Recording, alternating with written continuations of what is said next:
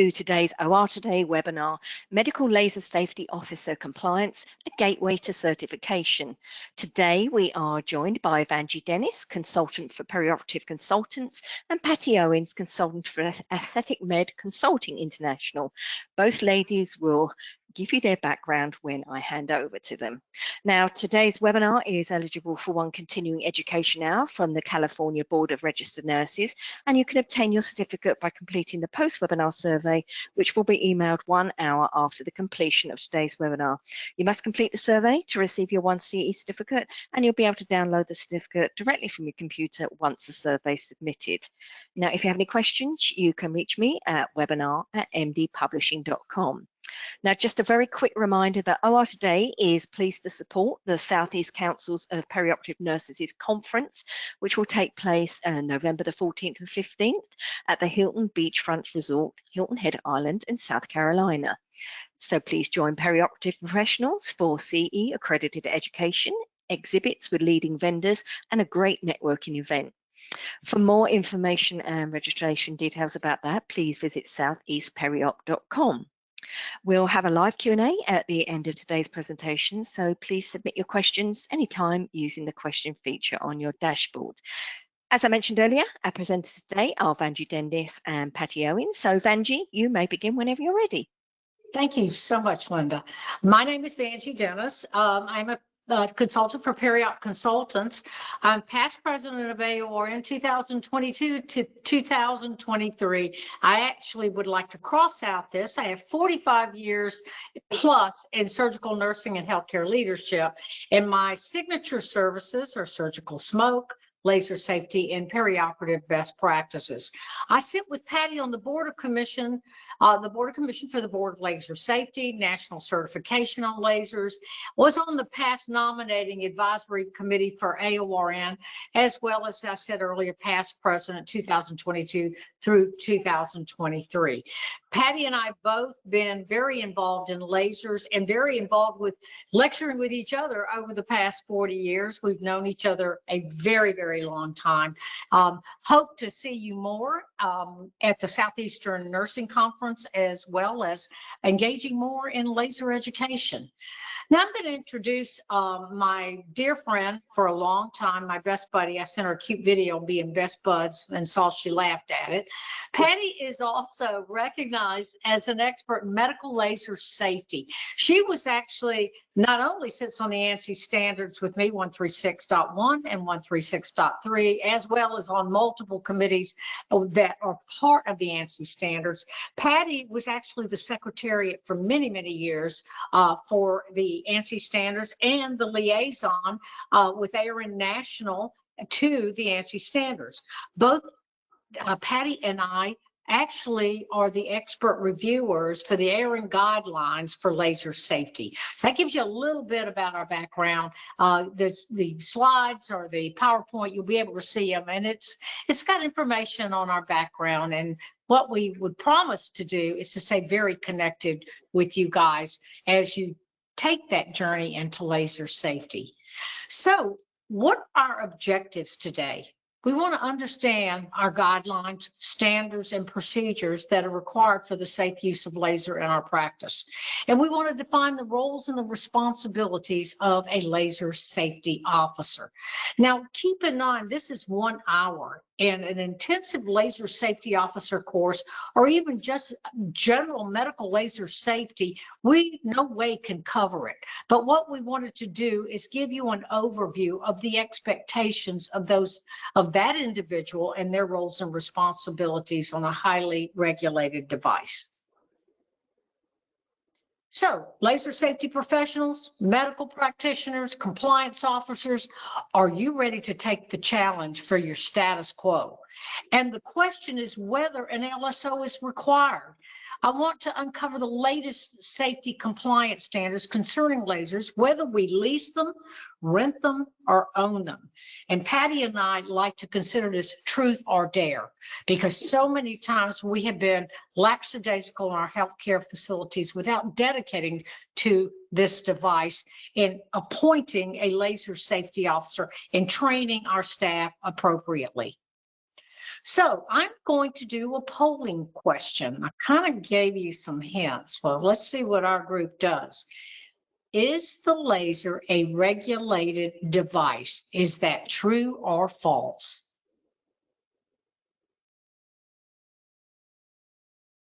The poll is open. If you can vote.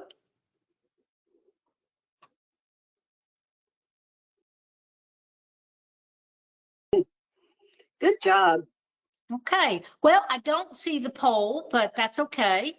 It's okay, Vangie, it's 100% true. 100%.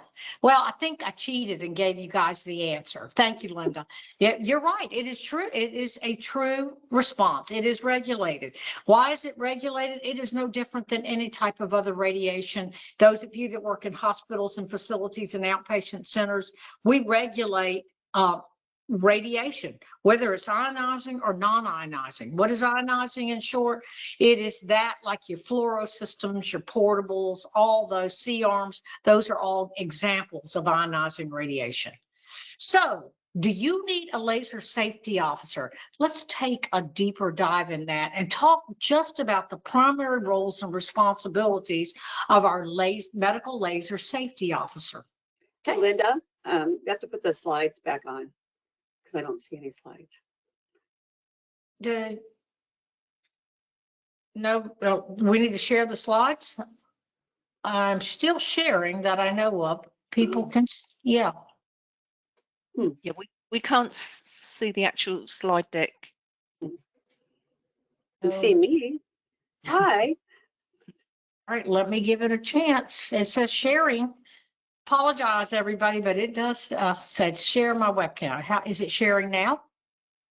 No, you need No. to share your screen, Vangie, not your webcam. Screen sharing. Okay, I'll hit it again. Can you see it? Oh, Yes. there we are. Beautiful. Yeah. So here I have some cute pictures, guys. Primary roles and responsibilities. Let's take a deeper dive. So, as I began to say earlier, before I went into my technical glitch, a medical laser safety officer is a very specially trained individual, and their responsibilities include ensuring safe use of lasers in medical environments. That could be spas and outpatient centers and physician offices, hospitals, dermatology clinics, even veterinarian offices, because pets are people too, right? This role is defined and guided by the American National Standards Institute 136.3, as well as our ARN guidelines, which are evidence-based practice. So with that being said, who can be our medical laser safety officer? Well, I think there's some misguided information, because over the years, I have watched some really talented people move into that position.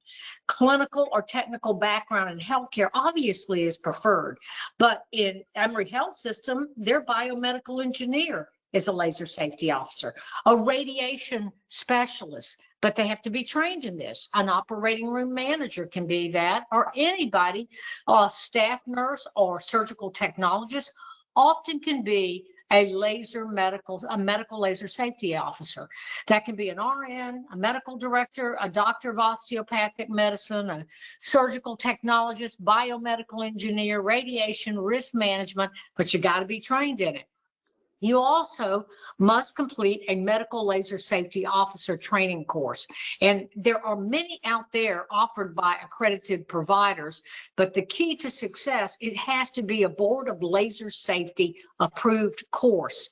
Because if you're going to venture and grow more in that service line and want to be certified, they need to be approved courses. And there are a lot of courses out there right now. They may be designated by the facility or the employee after proper training and the demonstration of competency, but they also need a written document from administration giving them that authority. So, medical laser safety officer obligations are the oversight of the laser safety program.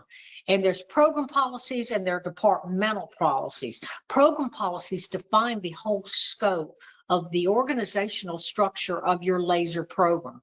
What about your proper eye and skin protection? They're going to be the go-to for that. as well as standard operating procedures on every service line and every type of laser and delivery system that you have in place. We'll talk a little bit about controlled access and signage. And controlled access is an ANSI terminology as well as an AORN terminology. Controlled access is what are we doing to prevent hazard or injury to individuals entering. Documentation and reporting, whether it be in our electronic documentation or if you're going to set up a laser log so you can continually have access to assessment of our patients, and you usually see that in aesthetic operations. An MLSO's expectations to enforce safety protocols. You are kind of the bad guy, and I hate to say the bad guy there, but you're the one that they're going to go to when asking questions about laser safety. You're going to assure, and I love the delineation of authority or responsibility. An LSO has that. So you don't think if you've got an extremely large laser program, you're going to be doing that alone. You're going to be dragging in your educator to help with the training and education, as well as an abundance of resources that we have out there, from the Association of Perioperative Nurses to the ANSI standards and other organizations that put on courses throughout the year to keep your skill mix up. You're going to be accountable for hazard evaluation and control. That's very similar to environment of care assessments that you do. But basically, in the easiest terminology I can give you, it's an audit. And to continue to investigate, even if nothing happens, but maybe there's a near miss in given situations, but to keep them from not being actually happening, you want to make sure the laser safety officer and the team of your safety committee or your laser safety committee does incident investigation to eliminate that. So who has the oversight of the program or helps guarantee that? The established laser safety program must comply with all these applicable regulations, standards, and guidelines. So AORN are guidelines. And as I said earlier in the introduction, Patti and I have both been the expert reviewers, and we're pretty proud of the AORN guidelines because guidelines are evidence-based practice. That means that it's not just nurses sitting making determination on what the practice should be, but there's white papers and validations and level of acuity that is applicable to that specific statement in the guidelines that AORN does. And then Canada, the ORN Act, which is the sister organization of our international organization, AORN, they basically mirror that. And then you have the IEC, and Patty's going to go into a little more detail there, the Canadian Safety Organization, our ANSI standards. We both look at ANSI 136.3 and ANSI 136.1. And then FDA. Who does FDA regulate? They regulate the laser manufacturers, so they can't go off board and say, this is the best thing since sliced bread, and it'll make you look 50 years younger, I promise you. That's not what FDA do. It regulates the manufacturers for their equipment, their setup, and their outcomes on procedures. So the National Standards Institute, who are they? They are a consensus group. There's probably 100 individuals that are a member of the ANSI 136.3, and the 2024 standards are there. The active members, and Patty's in the background and she's unmuted, I bet there's about 35, 40 of us, but we look at practices and come to a consensus of our practices. And sometimes we argue about them, don't we, Patti? We do. What's different views. Yes, we do. But I want you to know OSHA is our national regulatory and governmental agencies, as well as CMS, look at our professional societies. That include the ANSI 136.3 is the go-to usually for that. Risk management looks at it. They are aware of the ANSI document. And you know what? We have to have, if you have a laser, one laser, if you have rental companies, if you borrow the laser, you must have a copy of the ANSI standards there.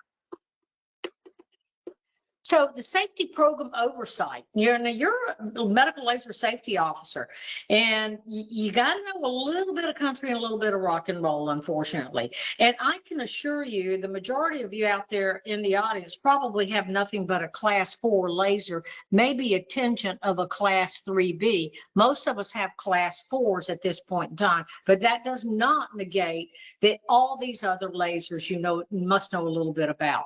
You have to ensure every laser in your facility is properly classified and documented, and even take it to another step, depending on your state. The documentation has to be reported to the Department of Community Health, just like any other type of radiation. It varies from state to state. I know Patty and I've had discussions on that. Patty, you have anything you want to tell them about that registration? No, it's truly, I think, 15 states that have really standing out as far as requirements for registration of a laser, and may include registration of each physician or mid-level user, depending what kind of service you have, and registration and documentation of the MLSO. So it's important when you take your class, you take, at the very end, take the quiz or whatever, and you get your actual certificate showing that you attended this 2-day class, because some states require that the MLSO show documentation of competency. So it's a little more complex than people think. Why? Because it is regulated. So ANSI 136.3 says there's hazard evaluation and classification. And if you've got 3B or 4 lasers, you must have environmental controls in your room. Now, we can't get as granular as we'd love to get in 40, 50 minutes here. But keep in mind, it gets pretty intensive. And sometimes our laser safety lectures in itself, not the tissue interaction or the physics, can be 2 hours or more, not including the eye safety in that. So you must have environmental controls that are needed in your room. Hazard evaluation includes evaluation on every system and procedure. So not only do you have maybe, let me just name drop a company, a Cooper laser that is a holmium YAG, but you may have a luminous laser that's a holmium YAG, but they will have very different standard operating procedures. And then take it a step further, you have to look at the surgical specialty or the aesthetic specialty of that specific laser that you use it for. You got to look at the environment and the beam path and what are the exposure limits and the control measures. Let me give you another example. We bring in little portable lasers like diode lasers that are in the range of infrared that can harm your eye and have a very large hazard zone, nominal hazard zone, where you can potentially expose your eye. That SOP is imperative because you're a lot of times moving that laser to the NICU for those preemie babies. Now the whole dynamics change. Those are examples of control measures. So control measures are procedures, SOPs, standard operating procedures, where we do the best we can or possibly can to reduce the hazards for the safe use of lasers. In a medical legal applications, what do lawyers look for if an incident occurs? They look to see, did you do everything possible in safety to do that? And yes, ARN, our association, gets very granular and specific on our standards, where ANSI gets general, giving some authority and autonomy to implement practices that are very integrated in your culture and your policies within your own organization. But they need to reduce the hazards. If would love to say eliminate them all if possible. So control measure implementation, here's some examples. Warning signs. And we're going to talk about signage just a little bit. Again, signage have changed in the 2024 standards. Protective eyewear. I'm a big advocate of dedicating the eyewear to the laser and the procedure. Beam enclosures. When are you going to move that little laser into NICU? What are you going to cover the windows on color-dependent lasers? Or are you going to decide to cover the windows on everything because that's the culture of your hospital? What about access control? Is that your signage? That's your glasses? Is your door closed? What are you doing for access control measures? And our interlocks and key control systems function properly. They have some of these lasers that have been out there for a while. I had one, and it was a code 5, 6, 7, 8, and I think everybody in the United States had it. So you needed to change that code that to assure that your interlocks and key control systems were working properly, and not anybody and everybody just had access to it. Policy and procedure development. There's two things. There's policy, program policy, departmental policy. You may have a cath lab, which is a completely different policy than what you have for periop services. Those are policies. Then you have standard operating procedures. You got to have it on every laser, every specialty within your service line. So example of a standard operating procedure may be go in there, turn the circuit breaker off before you plug it in, get the key that is secured. You're going to step 1, 2, 3, turn the laser on, let it go through its self-assessment. But you're also in the SOP, let me not forget, you're going to identify the wavelength in that particular laser too. You're going to include procedures for alignment. And we're not going into the details of that. We can't do that today, and I make my apologies. But alignment includes aperture alignment. It includes the preventative maintenance for proper alignment. It includes test firing, articulating arms, and running through assessments of those lasers that have fiber optic delivery. And where is the emergency shutoff on that so you can quickly respond if an exposure or imminent danger occurs? So policies and procedures are developed in regard to the individual practice setting, but our guidelines and our ANSI standards are pretty robust in order for you to develop those guidelines that meet the practice of your organization. And that is going to be defined as your administrative controls, that is program policy, that's your engineering and procedural controls, that's your SOP and your departmental policies. That also should include your equipment checks, your maintenance schedules, that's your program policy, safety features on your laser. How about a malfunctioning situation? Your injury report. I've heard so many people say, well, nobody got hurt, so they don't do an incident or variance report, but we can't change our practice. That's how we track what's happening. This brand of fiber continues to break. Well, we're finding out it's a limited life reposable. Maybe we don't need to be doing reposable fibers within our institution. And then what kind of precautions do you use for certain specialties? Airway is a completely different animal than what may be for laparoscopy or either other things. Anytime you're on head, neck, and chest area, the whole precaution dynamics change. Fire safety, part of your timeout. Laser sanitation, removing dye lasers, or exposure to even the smoke evacuation systems there. And what are you incorporating in your documentation?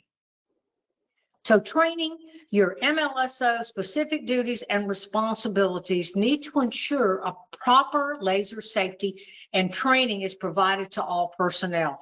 And let me reiterate again, it needs to be appropriate training. I've seen so many times, and I don't want you to think I value our laser companies, but those quick trainings don't necessarily always meet the standard and consistency that is recommended by ANSI and our association.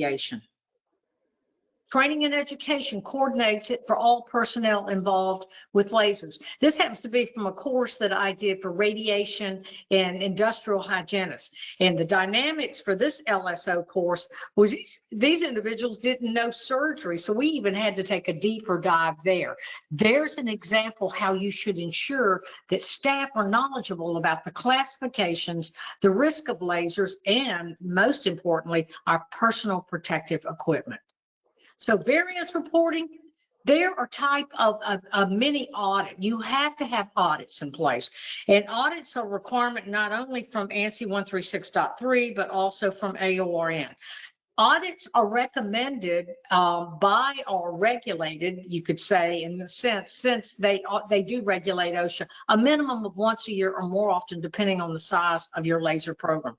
I am the lead for the audit committee with the ANSI standards, and we're taking it a step further where we say other individuals, such as your laser safety specialists that are trained in laser safety, should take it to the point of an environment of care. That way it provides you an extra extra set of eyes. That is coming. It is transitioning in what we call the informative of the ANSI standards. We're saying we've got to be a little more robust in these audits. So you got the big audit you got to do minimum every once a year or more often if you got a big program. And what you're going to see transitioning is the environment of care. Laser safety audit. Personnel features shall be conducted and documented. Notice the word shall, under the supervision of the laser safety officer. And if I'm the laser safety officer, you bet I'm dragging my biomedical engineer with me too, because you know, it's a high voltage piece of equipment. Minimum once a year or more often as needed to maintain the safety of your organization.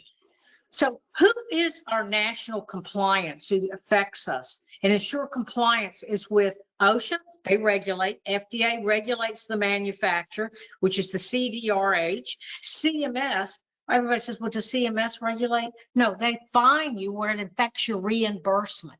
And there are a multitude of other authorities out there that can come to fruition when looking at compliance levels. And I know Patti does a lot of audits for Quad A, Triple A, D, she's on board with D&V and Joint Commission. So they look at that, and that does affect our reimbursement. Not that money is everything, but it is also a safety factor for our staff and our patients.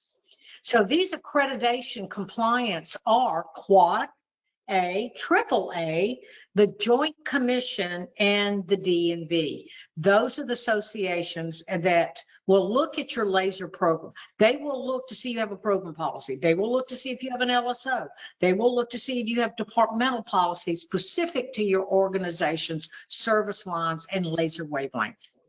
So without further ado, let me turn this over to a dear friend of mine, Patti Owens, who I've been lecturing with for years. Patti. Oh, hello. Just such an honor here to be with Vangie. I figured that cumulatively, we probably have about 65 years of experience of education and working with lasers, because we started in grade school, didn't we, Vangie? But, I think so. No, I think we were elementary school, Patti. Let's I think so. I think so.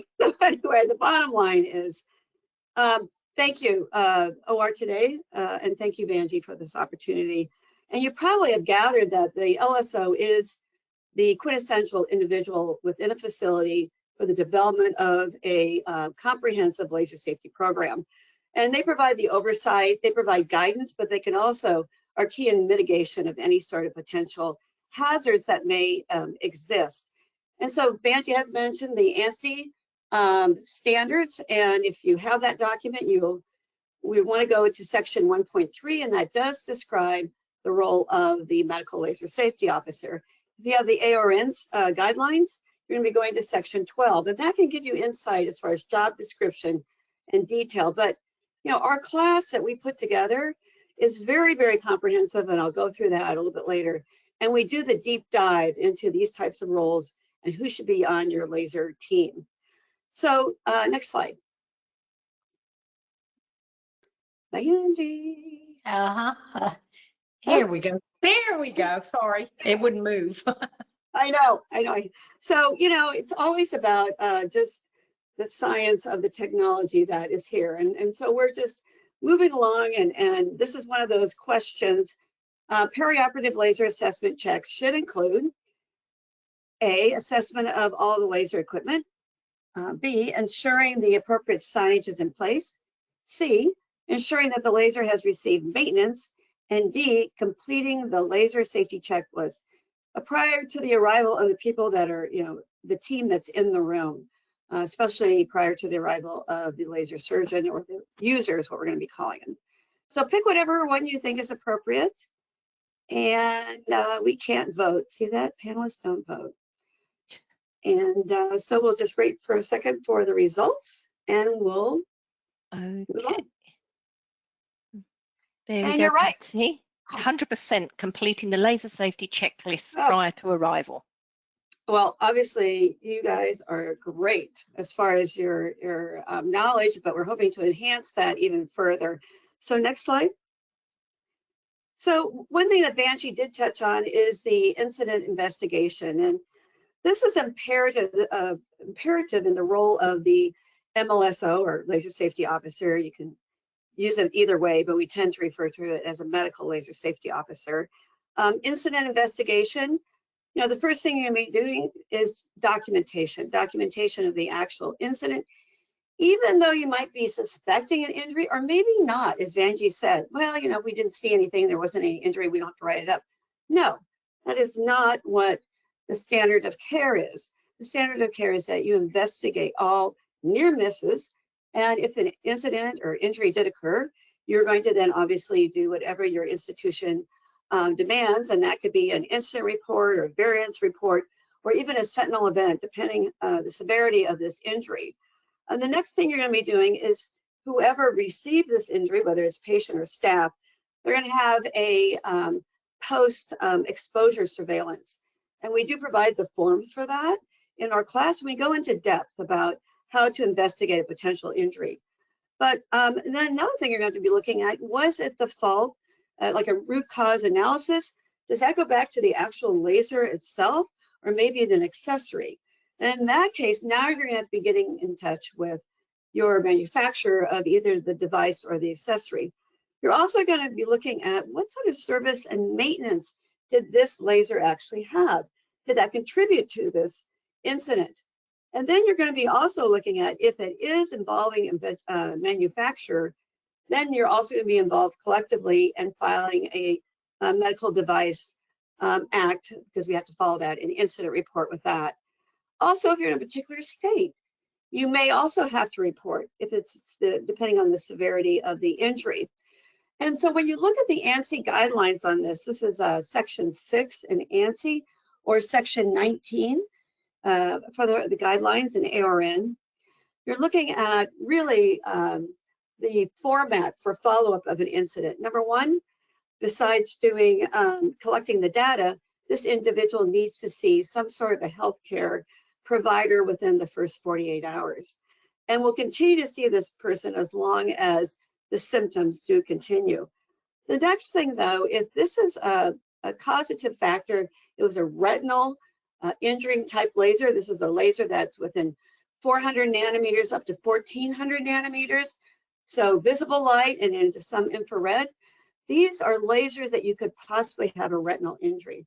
This individual, patient or staff, needs to see an ophthalmologist within the 24 hours. Next slide. Also, when you're looking at medical surveillance, you know, there has been in the past a history of everyone working with lasers having a pre-employment eye exam, and then when they leave, a post-employment eye exam.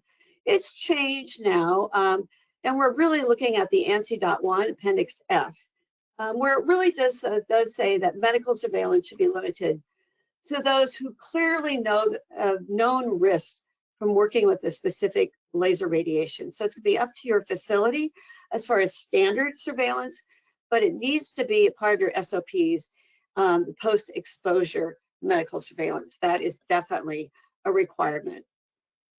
Next slide.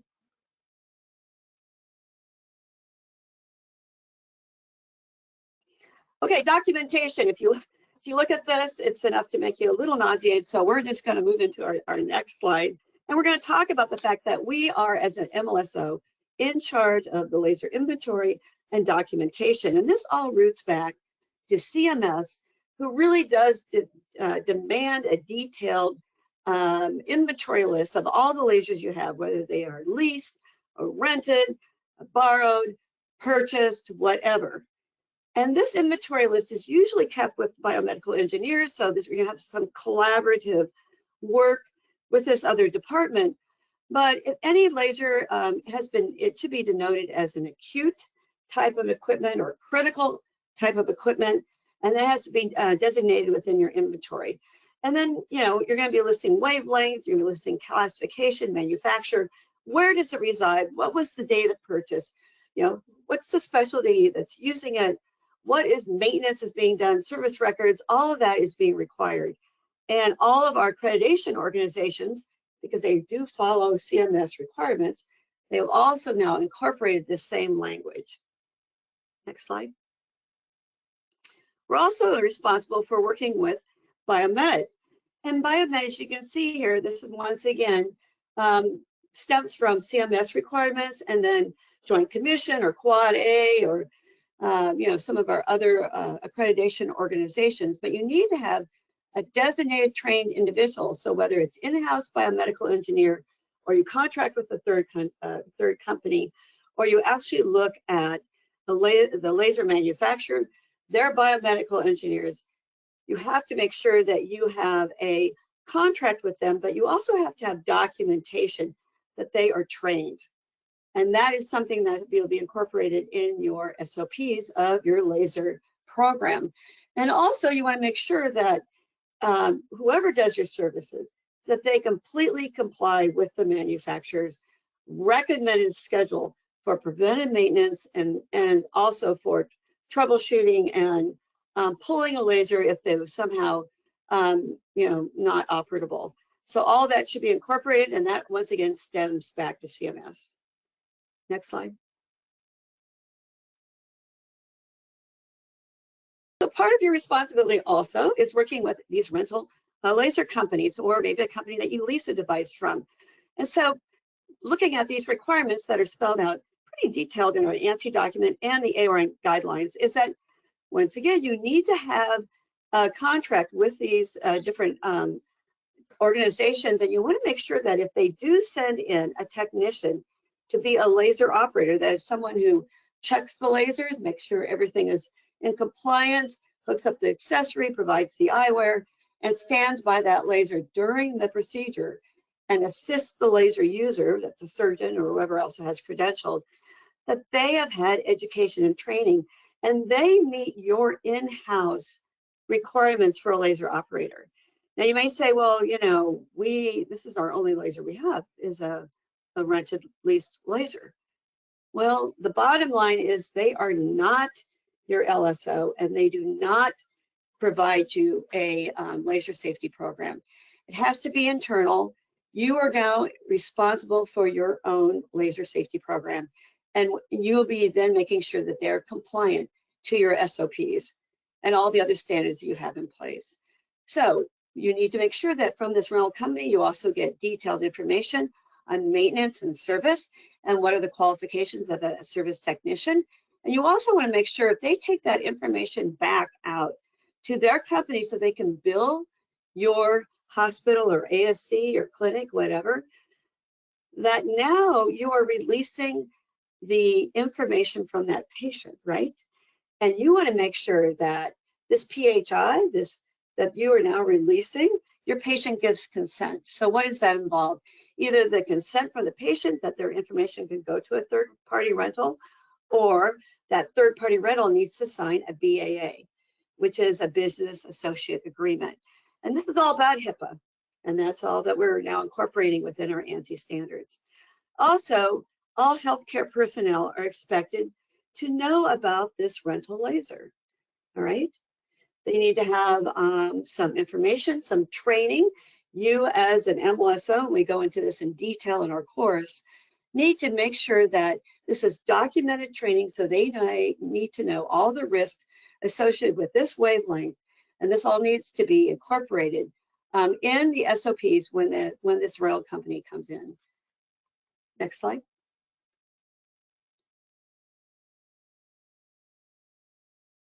Communication liaison. So as Vangie will attest, right, Vangie, we are the ultimate communicator. We communicate with everyone in our team. We communicate with the laser users or the physicians, surgeons, or anyone who's credentialed to perform the procedures. We communicate to the laser operators. There's the ones that have undergone training to be working alongside that laser and the user. We also are a communicator with the managers, with our biomedical engineers.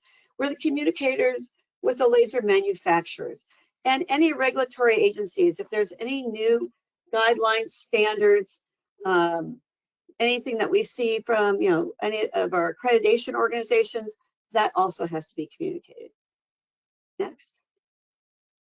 When Vangie and I working together as subject matter experts for the laser guidelines for AORN, one thing that we felt very passionate about was including laser timeouts. And the timeouts can be in conjunction with the initial timeout that is performed before any operating procedure. But also, this is where risk assessment and hazard evaluation comes into effect. When you have a shared airway procedure, that means using some sort of a laser in an airway with a laser in a tracheal tube. Now you really have a high risk area. And this is a way of now mitigating that. You can have a laser timeout right before this part of the procedure begins. And that can be incorporated in your EPIC. As you can see here from the Mayo Clinic, they have a caution sign. They alert the anesthesiologist that this is a shared airway procedure and everything that you need to do to mitigate any possible chance of fire in the airway. Vangie, anything else on this one? No, I think sometimes we think that it's going to add more time, but it's part of your fire safety too. I mean, that we should be incorporating your timeout. So anytime there's a potential for imminent danger or potential danger, you want a timeout incorporated in any kind of technology. Yes. Next.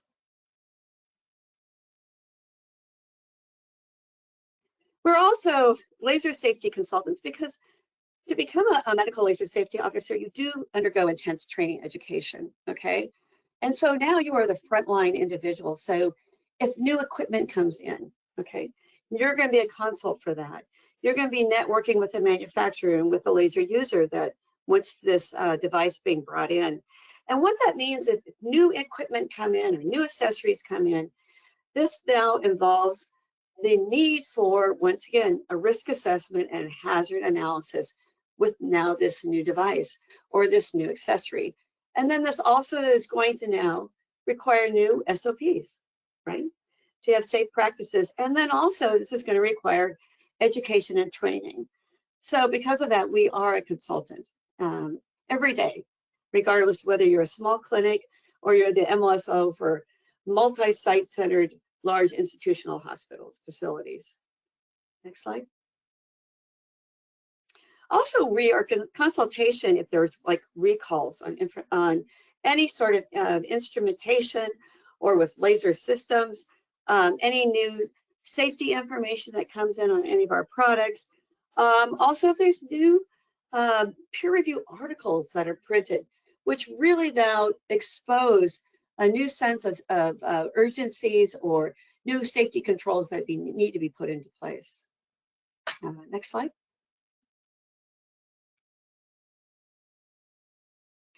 And of course, we're always mitigating any sort of risk associated with our an ocular injury that could occur, or if you're working in a room with surgical smoke or plume, this is where we're going to be providing oversight for our PPE. And this involves, of course, we're going to be discussing the fact that any laser eyewear is going to be specific to that laser as far as the wavelength and the optical density. We want to make sure that we have the right selection. We're going to be reviewing, looking, auditing all of our laser eyewear, making sure that it's stored appropriately, cleaned appropriately, looking at the condition of it, and then any other sort of PPE that we'd be using to prevent any injuries or present any hazards to our employees. Next slide. Did I give the answer? Okay. The question is A, B, or C are appropriate eye protection against accidental exposure to a laser. Clear prescription eyeglasses with side shields, glasses marked with optical density and their wavelength, or labeled laser approved.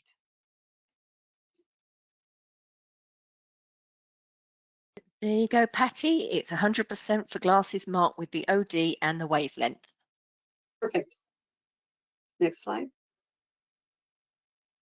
So what we do provide during our course is we really try to go into depth about different organizations, as you see up above. OSHA, does have the eye and face protection, the CFR 1910, And we are going to, discuss about how the MLSO carries out the regulatory demands of OSHA. Vangie and I have both discussed AORN, Association, of Perioperative Registered Nurses. We also have ORNAC, which is, looking at Canadian services and international perioperative nurses. We have ANSIs, which is basically our benchmark document for dealing with laser safety, and CSA, of course, which is the Canadian Society. And so regardless of the size of your program and whether you rent or lease, own, borrow, beg, you need to have an MLSO. And they can be full-time, they can be part-time. Everyone here these days are wearing multiple hats. And we both feel, Vangie and I, that it just doesn't have to be a risk manager or a manager. Anyone can assume this position within an organization, providing they have education and training, and that the organization supports them and also gives them not only the responsibilities, but the authority to carry out all of the duties associated with this position. Next slide.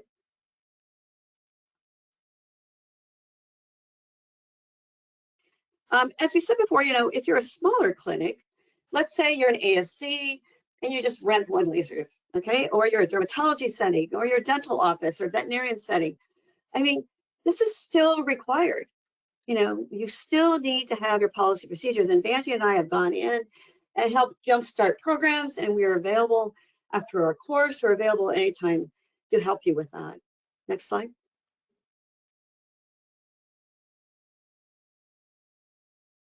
And I think we've talked about is when we have a whole hour designated to really go into depth. What is it that Joint Commission requires? Well, they have the Element of Performance 7, which says that every facility, every organization has to minimize any hazard that is associated or created from these energy-based devices. I mean, that's a mandate that if you have a laser system, as an organization, you have to take constructive steps to mitigate any hazards. And we'll see that over and over again, whether it's AAA, Quad A, D&D, the MLSO is designated in a very, very active and critical role for compliance. Next slide. You might say, well, why would I want to take your class? Because Vangie and I are special, number one. But, we have been really leaders in this science. And yes, we have a lot of colleagues that are experts too, but we have really been involved in every aspect, whether it's industry, whether it's professional societies, whether it is in educational societies, whether it's standards. I mean, not only are we involved in AORN, but the ANSI standards. I'm also in the IEC, which is the International Electrotechnical Commission, and we set up international standards for laser safety. And we bring this to the table, we bring this to the class. And we really always try to bring you the latest information from peer review articles. And Vangie has coordinated a great perioperative publication that's coming out. When's it coming out, Vangie? Yes, innovations in lasers. We have leaders from Duke University. Patti is an author. Very proud. It's due to go to publication in April at Elsevier. And, we try to publicly, demonstrate that we are experts in our field. And Vangie has spearheaded this, and it was an honor to contribute to this publication, besides other publications. And we are very committed, of course, to continually providing the highest standards of care. And we do provide you with clinical documents so you know that this represents the latest standards of care. And also, you don't have to start from the beginning. You don't have to recreate the wheel. We give you a jump start. Next slide. As you can see, our next two-day course is April 18th and 19th. We do a 2-day dive. And we also, as I said, provide you expert guidance, professional standards, LSO responsibilities. We discuss how to conduct a risk assessment and a hazard analysis. And we actually bring in real case scenarios, because we have been out there and we have seen it, and we want to bring it to you so that you'll know how to respond if this ever happens at your facility. Next slide. So what makes our course different? As I said, we bring in these real world clinical laser settings. And because of our class is being recognized by the Board of Laser Safety, you can use this class to become certified. We have a video here. We also, this class will prepare you for your next survey, regardless of who comes into your facility for accreditation.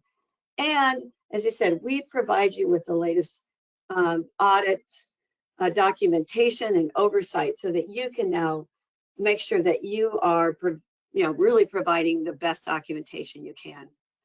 Next slide.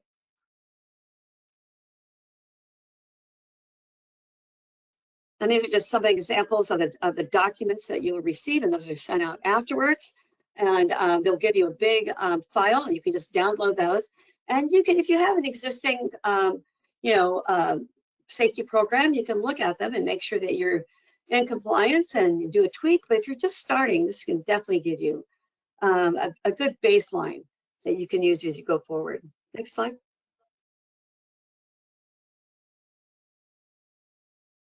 These are just, this slide and the next slide just summarizes our 2 days and all the different types of subjects that we will be discussing.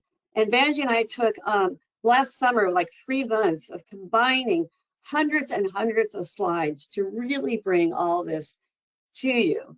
And I think we're really excited about this program. Next slide.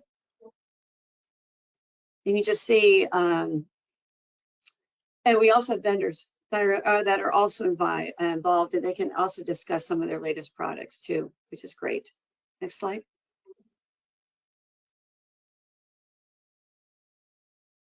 So to register for this class, you can take a screenshot of this.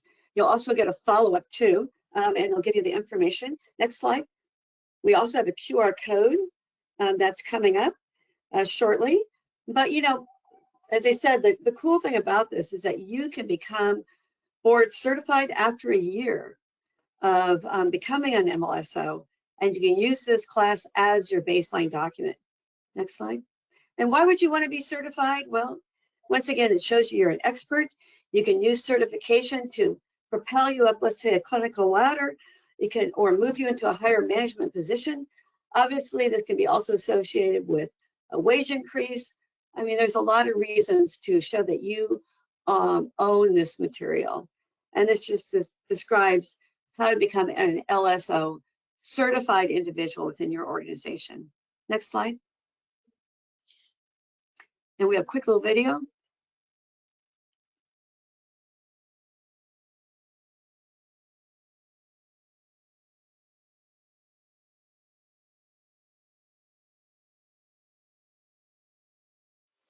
Congratulations on completing your Laser Safety Officer training. You're one step closer to becoming a BLS, CLSO, or a CMLSO. Certification as an LSO shows your expertise, boosts your credibility, and can advance your career. It's recognized by employers and safety professionals worldwide.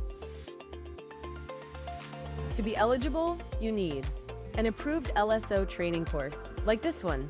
1 year of experience performing the responsibilities of an LSO, a degree or equivalent professional background, and 2 professional references. Applying takes just a few minutes online. Visit lasersafety.org, submit your application fee, then email your application, training certificate, and references to bls@lasersafety.org. We typically follow up within a few days. Becoming a BLS CLSO or CMLSO is simpler than you think, and it's worth it. Visit lasersafety.org to apply and take the next step in your laser safety career today.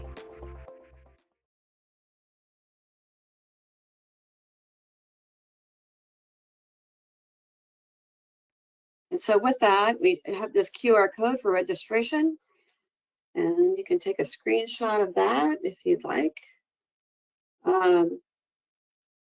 Also, you will be provided with the slides and links to register, and we are available for any questions. Perfect. Thank you, ladies. I've got a few questions that have come in. Does the LSO need to be present and run the laser for every procedure? Patti, I'll start it. No, that is a misconception. It depends on the size of your program. Because an LSO can wear multiple hats, as Patti said. They may be a small office, a dental office, where the LSO is actually the individual that activates the laser, is the laser operator, not the laser user. Or for a big institution, like when I was in Emory, on the university side, I had 200 lasers. On my outpatient side, I had about 50 or 60. There's no way. You do extensions of yourself. That could be a deputy laser safety officer, and then you want to train either a laser safety site contact, which is basically a resource person, and each room should have a dedicated laser safety specialist. Patti, do you want to extend on that at all? No, I think that's perfect. It's just, yeah, we both have been physicians where there's multiple laser systems. You can't clone yourself and be in every room. And so part of your education is training is making sure that your laser team is aware of the risks, how to mitigate that, and you have sound policy procedures to follow. Perfect. So when using a laser fiber, does everyone need the laser glasses? That one's a tough one, and you really go down a slippery slope. So ultimately, the laser safety officer is responsible for the assessment of that fiber. Fibers break. So let's say if you negate in your policy, it needs to be in policy that eyewear is not required and somebody gets exposed, the liability lies on the shoulder of an LSO. Patti? Right, and this is where we can talk about risk assessment and hazard evaluation. And I think that is, we spend quite a bit of time on that. It used to be like a boilerplate, right? And you just slap that policy procedures in and you're like good to go. Well, now, not anymore. Every laser needs to be assessed. And with that, what's accessory? And then you got to look at what's the hazard analysis.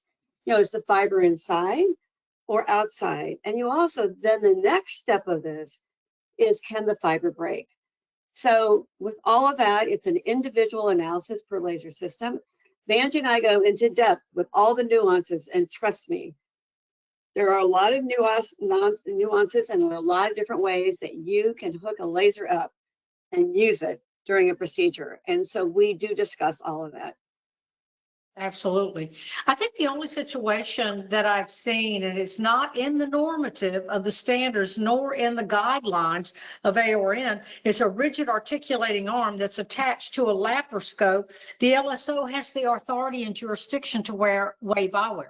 You don't see articulating arms breaking in half, but it goes on to say, to expand those standards and guidelines, they must be dedicated to the laser at all times. To put it in the enable and the standby mode, take it out of enable and put it back in the standby mode. In case fibers, such as ophthalmology, that is actually for posterior capsulotomy, not for retinal work. Very different animal there. So, I mean, we're getting pretty granular here, but there is a whole, like I said, a whole presentation of when you do it, what our experiences are, and hopefully give you the tools to be able to create your own policies and procedures. And that's the take home. It must be in your policy and procedure if you choose to do that, as well as documentation of the nominal hazard zone. Yep. Perfect. We've got time for one more question. An attendee has asked, I hear the two titles of LSO and MLSO used interchangeably within the medical field. So what is the correct name? I think medical LSO is the appropriate name. It's not right or wrong to call them an LSO, but we are in a medical profession where an LSO can be in an industry too. So that helps to differentiate us a little bit. So if you call us an LSO, it's not necessarily wrong. The differentiation, the terminology is medical laser safety officer. And depending on the organization, like AORN, versus ANSI versus some of the organizations, you're going to see LSO or MLSO. And I think that's, it just depends on, ideally, MLSO is the best terminology, but you'll see it referred both ways. Back and forth, yes, you will.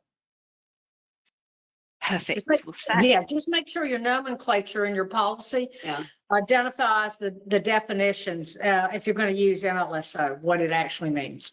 That's all you need to do. Yeah. Yep. That's great. So, well, sadly, we've come to the end of our time, ladies. So thank you so much for an informative presentation, as usual. So attendees, please remember to visit medicallasersafety.com for more details and registration for the virtual training course on April the 18th and 19th. Now, just a quick reminder, you can obtain your CE certificate by completing the post-webinar survey, which will be emailed 1 hour after the completion of today's webinar. You must complete the survey to receive your certificate, and you'll be able to download the certificate directly from your computer once the survey is submitted. If you have any questions, you can reach us at webinar@mdpublishing.com. So please visit ortodaywebinars.live for more details of all our upcoming webinars and course complimentary registration. If you've missed any of our past OR Today webinars, you are still able to view them on the same website, ortodaywebinars.live. So thank you again for your time today, and I hope you all enjoy the rest of your day. Bye. Thank you. Thank you.